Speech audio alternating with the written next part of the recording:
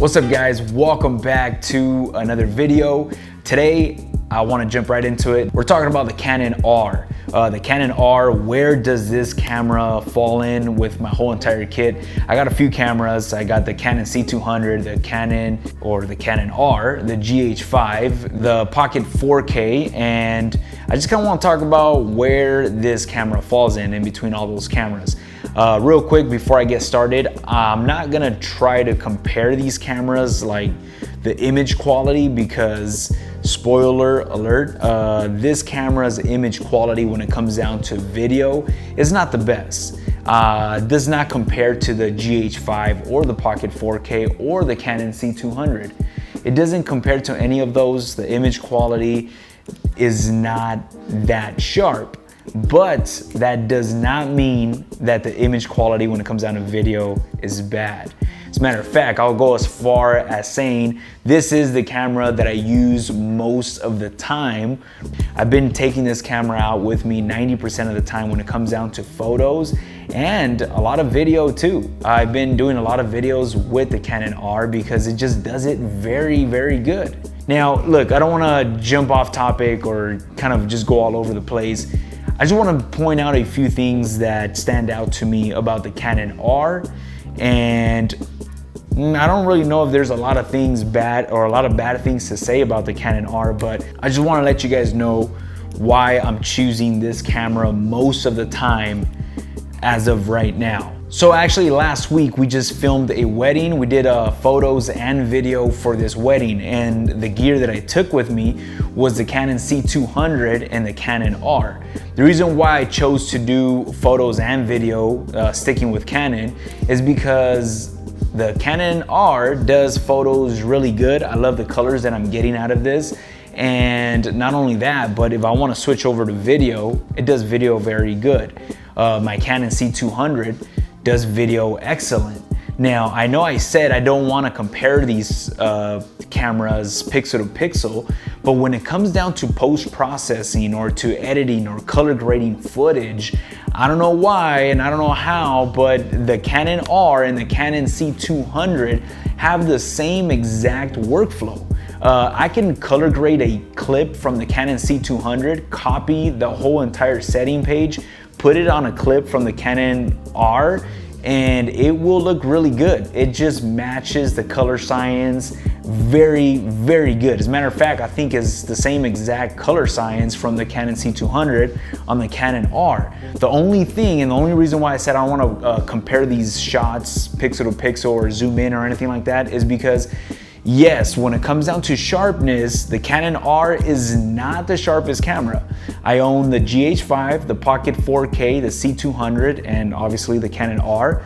And when it comes down to sharpness or to detail on your image quality, when it comes down to video, the Canon R is the least sharpest, if that makes any sense.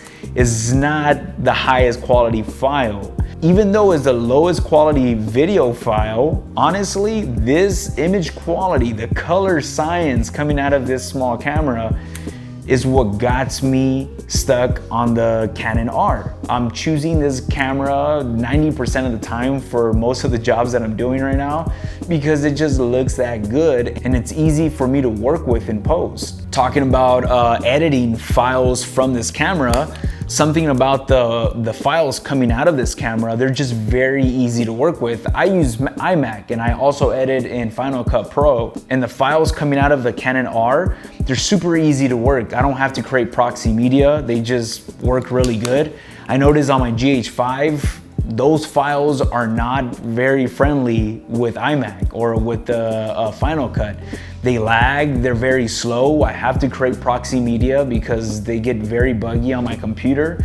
But the Canon R files, they're very fast. Something else I do want to mention on the Canon R is the colors. I know I was talking about the colors earlier, but something about color science. Back then, I really didn't really care about color science. I used to be like, I don't really care. I can just edit all that in post-production and get some color tones that I would like. But I don't know, ever since I jumped on Canon, I figured out, or I've actually noticed, that color science is a huge part on why I like a camera so much. I've never really thought about it until I got a taste of the Canon colors. Obviously, it lets you shoot in C-Log, which is amazing. I'm always shooting in C-Log when I shoot on the Canon R.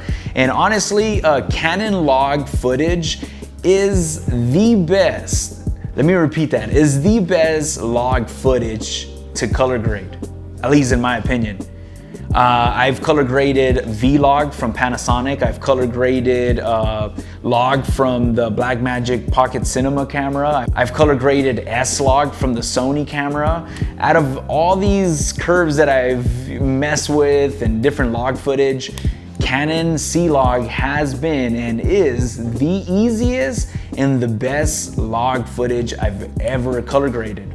And if you guys are a little afraid, if you guys are kind of like, man, I'm not sure if I'm ready to color grade, or I don't know too much about color grading, Canon C-Log is the easiest, the fastest, and it just looks really good. It's really fun to work with. If you guys want to know more about color grading C-Log, I'll leave a link somewhere right here to a video I did about that.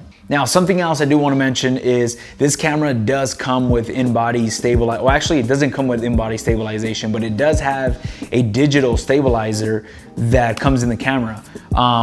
It's a hit or miss with that. I'm always using it. I always keep it on, but when I do edit my footage, sometimes every now and then I will notice some, I don't know, some artifacts that happen when I'm using the digital stabilizer.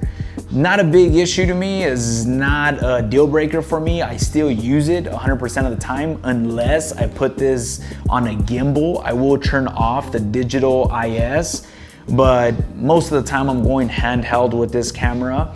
And another thing is, I love the fact that it has a flip out screen. I know everybody talks about that stuff, and of course we've heard it a million times already, but you guys have no idea how many times, every single time I go out on a video shoot or photo shoot, I'm always with my screen flipped out, and it's a must for me. Like, I know I use that a lot. Again, guys, choosing a camera or working with a camera is very personal. It's just to the way you like to work. If you don't mind about flipping out your screen or looking at the at different angles with your LCD screen, then who cares? Who cares about a flip out screen? Do whatever you guys want. I use it a lot, so I care about the flip out screen. It plays a big role in the way I shoot video and photos. Another thing, guys, when it comes down to video, something that I want to say about the Canon C200, man, that camera is a monster when it comes down to video. But one thing about the Canon C200 that I want to mention real quick is the fact that it has ND filters built into it. The ND filters built into the Canon C200, man, I've never thought that that would stand out to me so much, but the built-in ND filters on that camera is a huge, huge plus for me. Now I know, man, I wish every single camera had some type of way you can put a built-in ND filter on the camera. The Canon EOS R has that. If you guys want to, you guys could buy the adapter that comes with the built-in ND filter.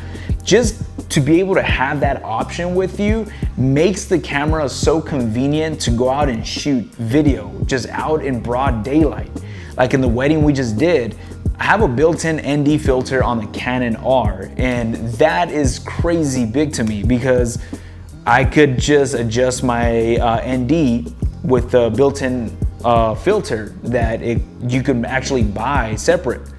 That is very convenient for me. That's huge for me. I have like a love-hate relationship with ND filters, but the ND filter that you guys can buy that comes from Canon is actually really good. It doesn't have no color shifting. It doesn't soften up your image. It looks really good. Unless you actually have it to the maximum, you will see some color shifting, but I never go that strong with my ND filter.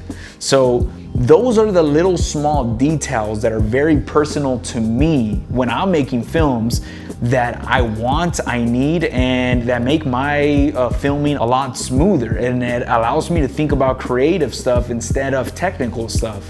So guys, to wrap this thing up, I'm not trying to convince you guys to pick this camera up or not to pick it up. Having owned the Panasonic GH5, the Blackmagic 4K, the C200, those are amazing cameras. And when it comes down to video, I will let you guys know without a doubt, those cameras are the better cameras when it comes down to sharpness. If you guys want detail like that, those cameras are the ones to go for.